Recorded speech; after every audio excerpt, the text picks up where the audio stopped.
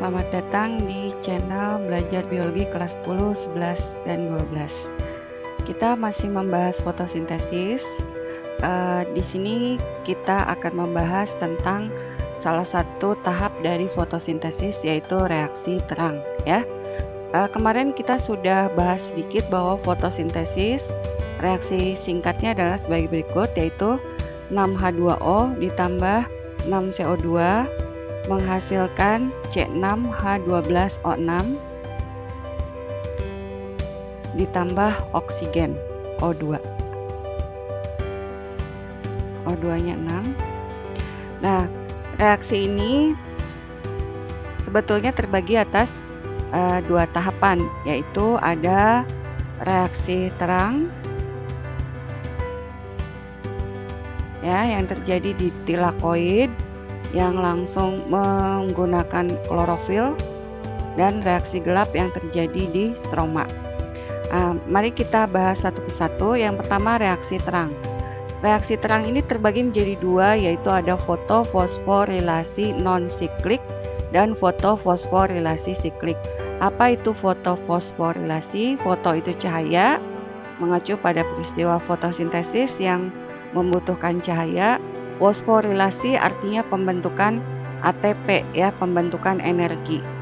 Kemudian ada non-siklik, nanti ada perjalanan elektron yang tidak balik lagi sehingga disebut non-siklik, dan siklik itu elektronnya kembali ke tempat asalnya. Kita mulai dengan fotofosforilasi non-siklik. Di sini diingatkan lagi tempat fotosintesis, yaitu di organel kloroplas. Ini gambar kloroplas ya. Masih ingat ya bagian-bagiannya, yaitu ada koin di sini seperti koin. Ini adalah tilakoid. Ya, ini tilakoid. Kemudian ada cairannya, yaitu stroma. Nah, tilakoid ini kalau ini diambil dan diperbesar, maka akan tampak seperti ini. Jadi gambar ini adalah membran tilakoid yang ini. Paham ya? Berarti ini kan di bagian luarnya berarti ini stroma. Di bagian dalamnya ini ada ruangan. Ruangannya disebut dengan lumen. Nah, ini lumen. Ini di dalam berarti lumen, ini berarti di bagian dalam dari tilakoid. Ya, sampai sini bisa dipahami ya. Jadi ini kloroplas, ada stroma cairannya, ada tilakoid, ini sebagian dari membran tilakoid. Di dalam tilakoid ada ruangan, yaitu lumen. Ya, kita lanjutkan. Nah, kalau si membran tilakoid ini ibu perbesar, maka gambarnya seperti ini. Iya, ya. Ini apa saja? Ini adalah fotosistem 2 atau P680. Ini adalah fotosistem 1 atau P700. Kemudian ini adalah akseptor primer. Sudah Ibu jelaskan di video sebelumnya bahwa akseptor primer ini senyawanya adalah pyopitin, yaitu klorofil tanpa magnesium. Kemudian akseptor yang lain ada PQ. Masih ingat PQ itu adalah plastoquinon, ya, plastoquinon. Ini sudah dijelaskan semua di video sebelumnya. Kemudian ada sitokrom B6F. Kemudian ada plastosianin. Di sini ada lagi akseptor primer, ferredoxin. Ini ferredoxin NADP reduktase. Ini ATP sintase, ya. Jadi untuk mengingat lagi, kalian bisa buka lagi di video sebelumnya. Nah, kemudian ini berarti stroma, yang di sini ada lumen, ya. Kita akan mulai dengan peristiwa fotofosforilasi non-siklik atau perjalanan elektron yang tidak kembali lagi, non-siklik, ya. Dimulai dengan cahaya matahari yang menyinari daun, berarti menyinari kloroplas. Maka ketika cahaya matahari mengenai membran tilakoid, akan terjadi peristiwa eksitasi, ya. Eksitasi juga udah dijelaskan di video sebelumnya. Jadi elektron yang kelebihan energi karena mendapat energi dari cahaya akan keluar dari orbitalnya karena kelebihan energi. Ya, ini namanya eksitasi. Nanti ditangkap oleh aseptor primer. Selain fotosistem 2, fotosistem 1 juga sama, dia mengalami eksitasi. Eksitasi elektron karena kelebihan energi. Nah, ini juga sama ditangkap oleh aseptor primer. Nah, selain itu cahaya matahari akan menyebabkan terjadi peristiwa. Ini peristiwanya disebut dengan fotolisis. Fotolisis. Ya, foto artinya cahaya, lisis artinya penguraian. Jadi penguraian diakibatkan oleh cahaya, yang terurai adalah salah satu bahan fotosintesis yaitu air, H2O. Dia akan terurai menjadi 2H+ plus setengah O2 plus 2 elektron. Nah, ini elektron yang tereksitasi di fotosistem 2 maupun fotosistem 1 sesungguhnya adalah 2 elektron. Jadi Ibu tambahkan ya, ini 2 elektron. Ini juga 2 elektron. Nah, jadi ketika salah satu elektron yang ada di orbital klorofil ini tereksitasi sebanyak 2 elektron, maka si klorofil ini dalam keadaan tidak stabil karena kehilangan elektron. Maka dia akan menarik elektron yang ada di sekitarnya. Ada dari mana? Dari sini, hasil fotolisis air. Jadi yang 2 elektron ini akan menggantikan elektron yang lepas tadi, yang tereksitasi. Sehingga fotosistem 2 sudah dalam keadaan stabil lagi karena elektron yang hilang sudah diganti oleh elektron dari fotolisis, ya.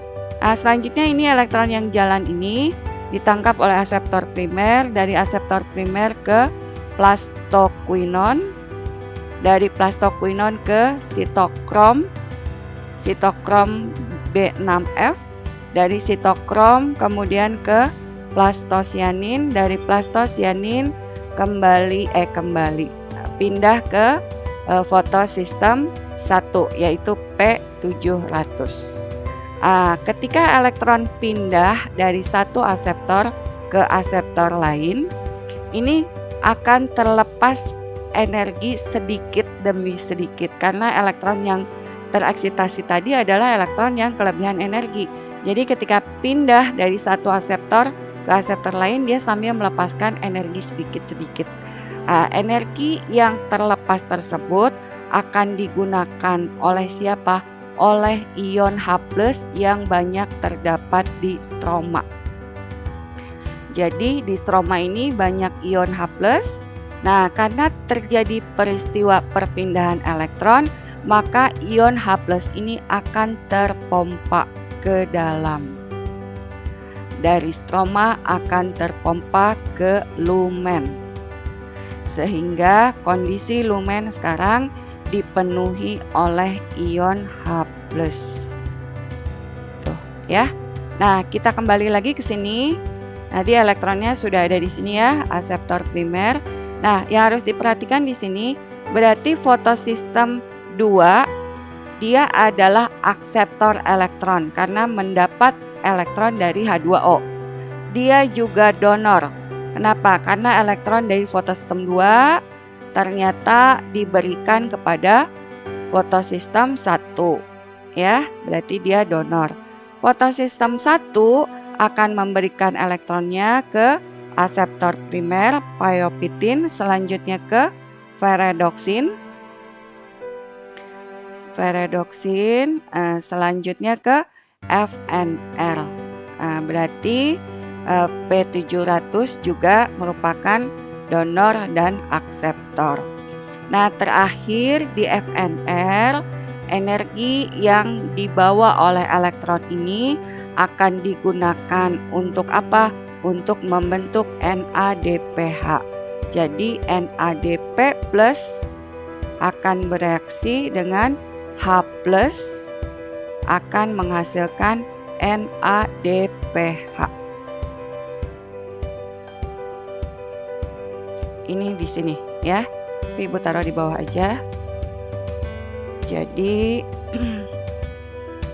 di sini ya, di daerah sini ini terjadi perubahan NADP plus H plus menghasilkan NADPH.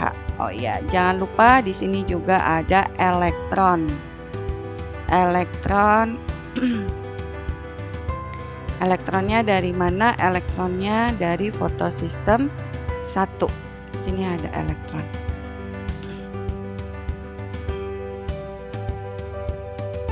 Ya, jadi kalau diperhatikan di sini ada H+. H plusnya dari mana? H plusnya dari sini.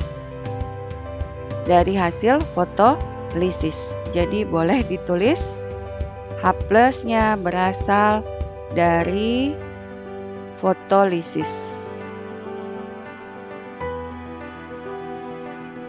Kemudian ada elektron. Elektronnya dari mana? Elektronnya dari sini. Nah, berarti dari fotosistem 1. Dari Fs1 atau P700. Ya, jelas ya.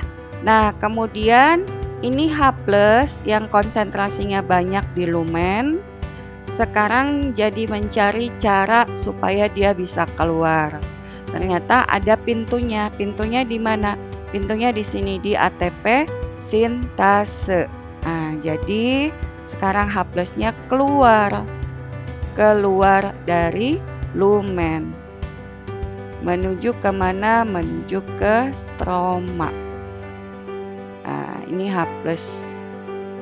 H+-nya keluar. Nah, energi yang dibawa atau energi yang dihasilkan akan digunakan oleh ATP sintase untuk membentuk ATP. Jadi di sini ada ADP plus fosfat anorganik menghasilkan ATP, adenosin trifosfat. Nah, ini prosesnya dilakukan oleh ATP sintase.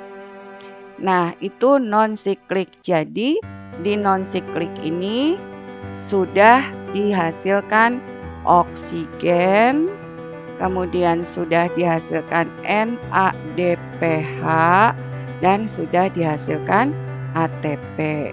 Nah, bila kita kembali ke reaksi awal dari fotosintesis, yaitu H2O plus CO2 dan seterusnya, berarti ini H2O sudah digunakan di reaksi terang dan oksigen juga sudah dihasilkan. Jadi boleh kita tulis di sini RT. Apa itu RT? Reaksi terang. Berarti ini dipakai di reaksi terang.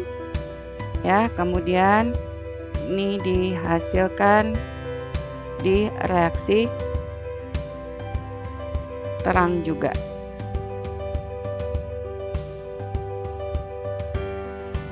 Ya, udah itu ya. Berarti nanti CO2 akan digunakan di reaksi gelap.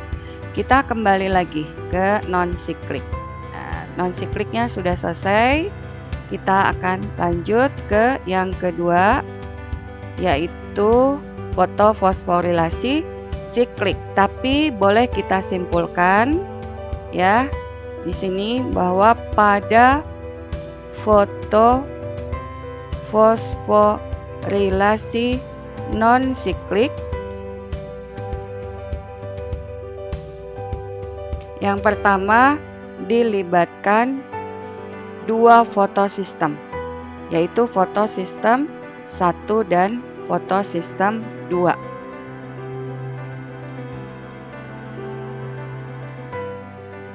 Kemudian yang kedua terjadi fotolisis air.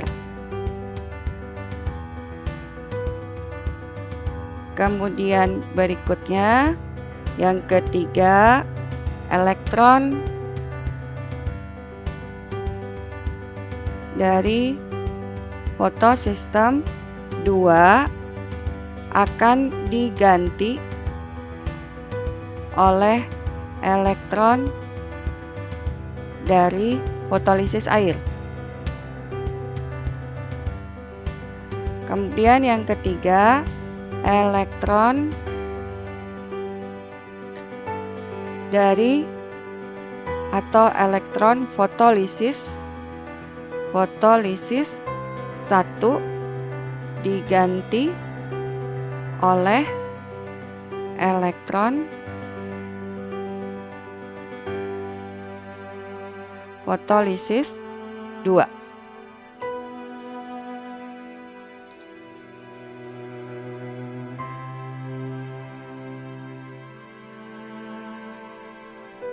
Kemudian berikutnya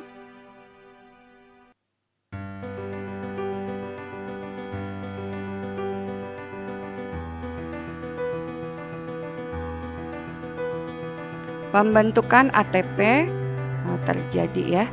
Sini terjadi pembentukan ATP oleh siapa? Oleh ATP sintase.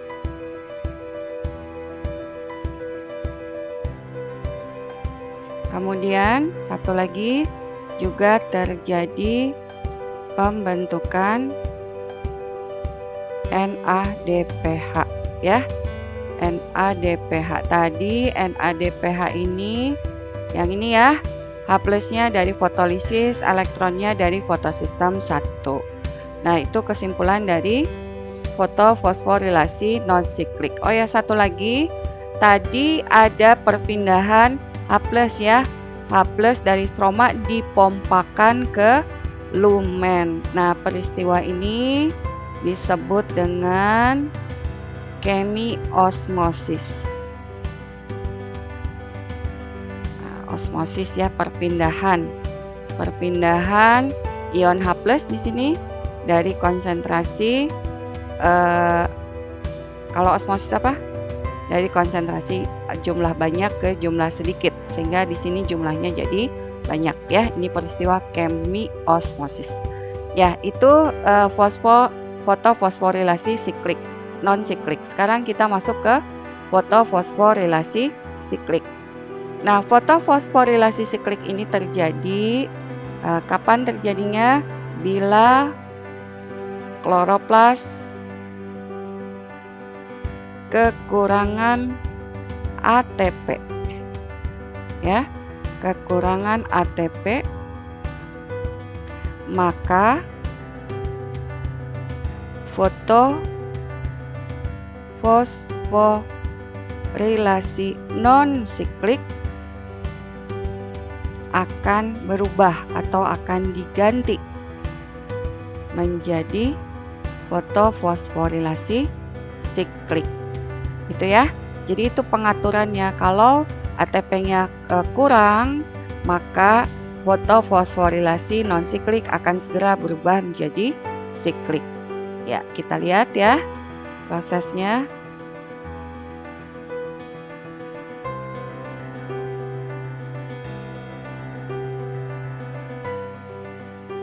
Ya, nama-namanya tadi sudah ya, sudah tahu. Boleh kita ulang, ada P680 ini ya. Terus ada lagi P700 ini. Oh iya, tapi P680-nya nggak dipakai ya, kita hapus aja. Kemudian ada aseptor primer.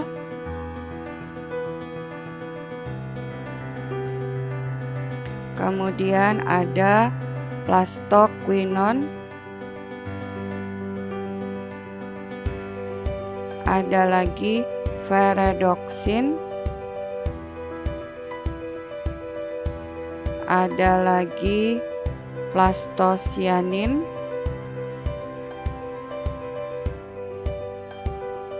Ada lagi sitokrom. Ya, itu yang dipakai. Jadi yang nggak dikasih nama berarti nggak dipakai. Satu lagi ada ATP sintase.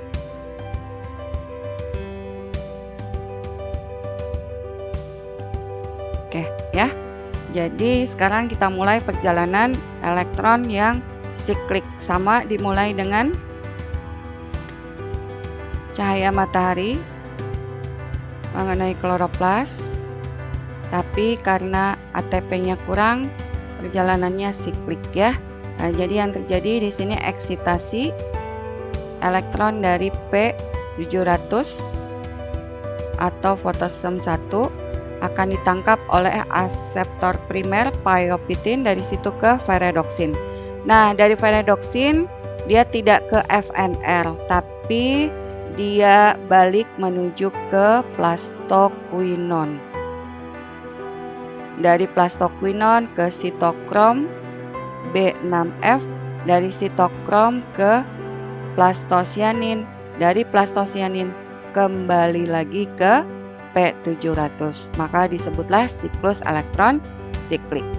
Nah, di sini tidak ada fotolisis air, tidak ada pembentukan NADPH, tapi tetap ada chemiosmosis karena elektronnya berpindah-pindah dari satu aseptor ke aseptor lain, sehingga terjadilah pompa ion H+. Dari mana? Dari stroma ya, dari stroma masuk ke lumen.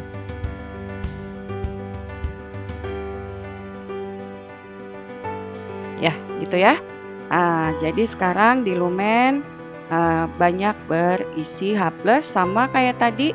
Ketika kondisinya, konsentrasinya bertambah, dia akan mencari jalan untuk keluar. Maka dia akan keluar lewat ATP sintase. Nah, gitu.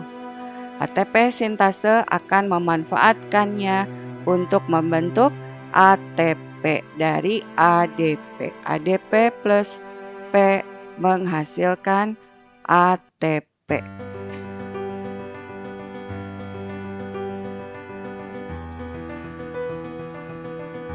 Ya, ini yang dilakukan oleh ATP sintase. Jadi kalau diperhatikan pada non-siklik ini hanya terlibat satu fotosistem, yaitu fotosistem 1, tidak ada fotolisis, tidak ada pembentukan NADPH, yang ada pembentukan ATP ya. Jadi boleh kita tulis kesimpulannya pada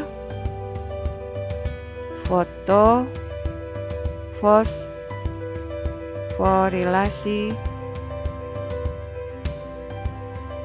siklik hanya terlibat fotosistem 1. Kemudian tidak ada fotolisis air. Kemudian tidak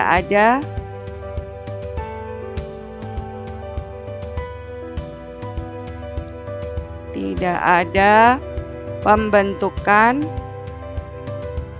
NADPH, tetapi tetap terjadi pembentukan ATP ya, gitu ya. Itu kesimpulan pada fotofosforilasi siklik. Jelas ya? Ya, selesai reaksi terang, kita bahas soal sedikit. Soal dan pembahasan. Ya. Yang nomor 1, berikut ini fungsi klorofil pada fotosintesis. Donor elektron, betul ya? Tadi misalnya fotosistem 2 memberikan ke fotosistem 1. Berarti betul. Mengubah energi cahaya menjadi energi kimia. Betul, karena tadi energi yang dibawa-bawa oleh elektron dipakai oleh ATP sintase menjadi ATP. ATP itu energi kimia, betul. Akseptor elektron, betul. Contohnya fotosistem P680 menerima elektron dari hasil fotolisis air. Mengikat CO2, salah ya, CO2 belum dipakai di sini di reaksi terang, nanti dipakainya di reaksi gelap. Jadi jawabannya adalah Jawabannya 1, 2, 3 benar. Berarti A ya.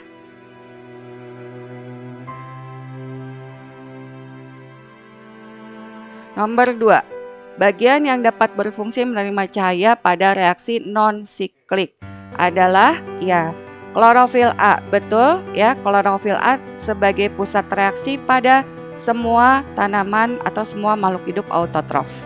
Kemudian fotosistem 2, betul ya, tadi fotosistem 2 P680 berarti fotosistem satunya juga betul. Kemudian klorofil B, betul, klorofil B itu terdapat pada alga hijau misalnya ya. Jadi betul semua, jawabannya adalah E ya. Jawabnya adalah E. Lanjut nomor 3, berikut ini peristiwa yang terjadi pada reaksi terang fotosintesis. Adalah fotosintesis jelas bukan ya. Fiksasi CO2 itu nanti di reaksi gelap.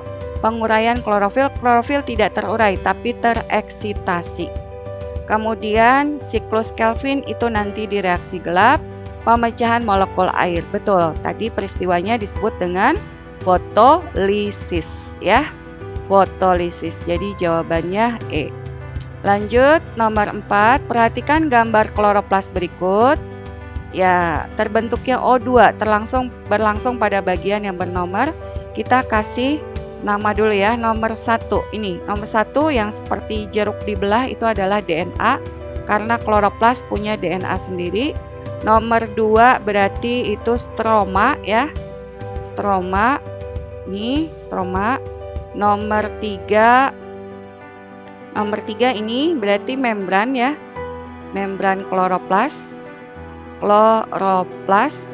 Kemudian nomor 4, di sini kloroplas adalah tempat pembentukan glukosa. Nanti glukosa akan dirubah menjadi amilum. Jadi ini adalah amilum. Kemudian nomor 5 itu berarti kumpulan tumpukan tilakoid kita sebut dengan granum ya.